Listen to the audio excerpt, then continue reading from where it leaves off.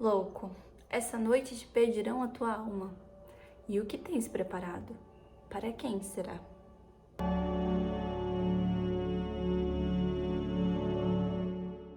Eu não sei se você sabe, mas esse canal, ele é fruto de um despertamento, fruto de algo que Deus trabalhou em mim durante um período para finalmente colocar em prática aquilo que Ele queria para minha vida.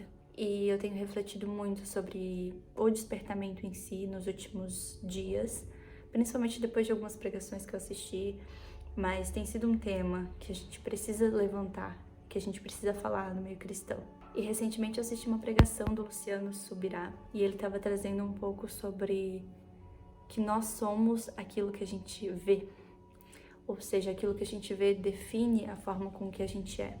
E aí ele falou sobre um espelho, sobre essa autoimagem que a gente tem, falando um pouco mais de identidade em Cristo, mas me fez refletir muito sobre algo que a gente precisa analisar como cristãos, que é qual é a nossa perspectiva de vida, porque a nossa perspectiva, ela direciona a forma com que a gente vive hoje.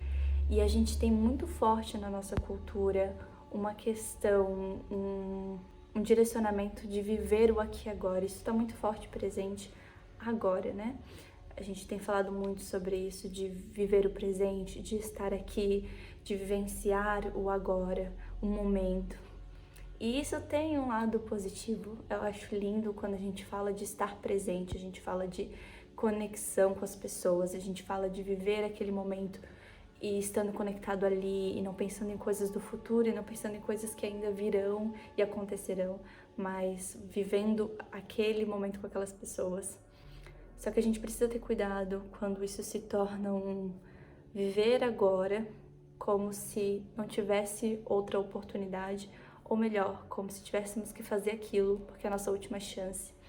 E a gente pode acabar sendo levado a viver coisas e fazer coisas puramente pelo nosso prazer humano, puramente pela nossa vontade. A perspectiva, a visão que a gente tem, ela impacta a forma com que a gente vai andar no dia de hoje.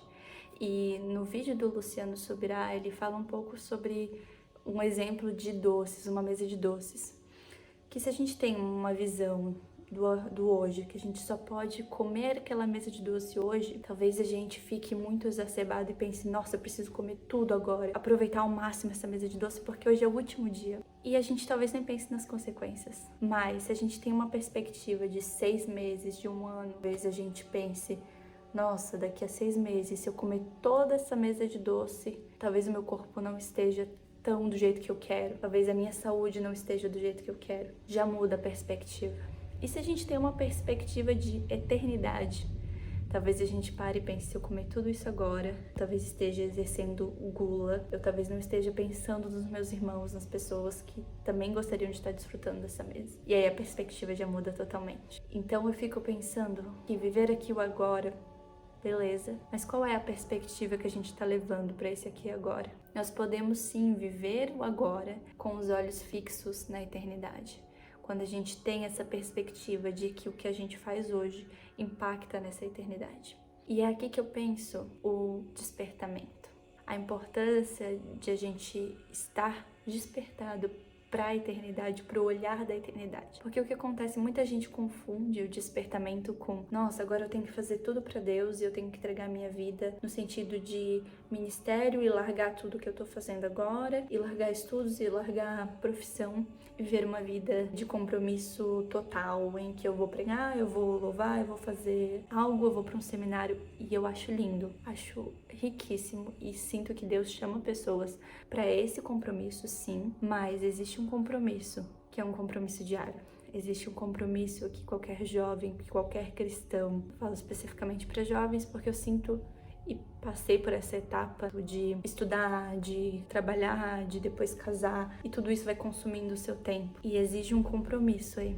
Existe esse compromisso de precisarmos estar despertados com a nossa consciência fixa na eternidade. Quando a Bíblia nos chama de despertamento, ela não está falando só sobre esse despertamento de pregar, de louvar, de fazer as obras de Cristo e na casa de Deus, mas de exercer essa comunhão diária com Cristo, de buscar ativamente a santidade, a justificação, de buscar todos os dias aperfeiçoar a sua fé e aperfeiçoar a sua intimidade com Deus. E foi esse o despertamento que eu vivenciei, de poder todos os dias ter o meu momento com Deus, ter o meu devocional, estudar a Bíblia, de fazer coisas que me aproximavam de Cristo e trabalhavam em mim o caráter de Cristo, para que eu pudesse andar sendo mais parecida com quem Ele é. E é esse o despertamento que Ele nos chama. Quando a gente ouve que Jesus está voltando, quando a gente ouve que já está próximo o tempo, é sobre isso que Cristo fala, que Ele vem buscar uma igreja que é santificada, que é lavada no sangue do Cordeiro,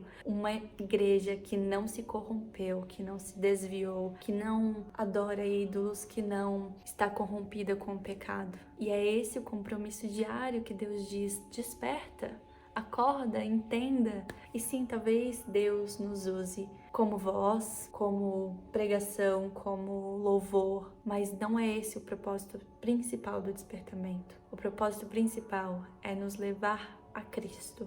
A primeira pessoa que Deus está interessado em salvar é você, e não as que vêm através de você.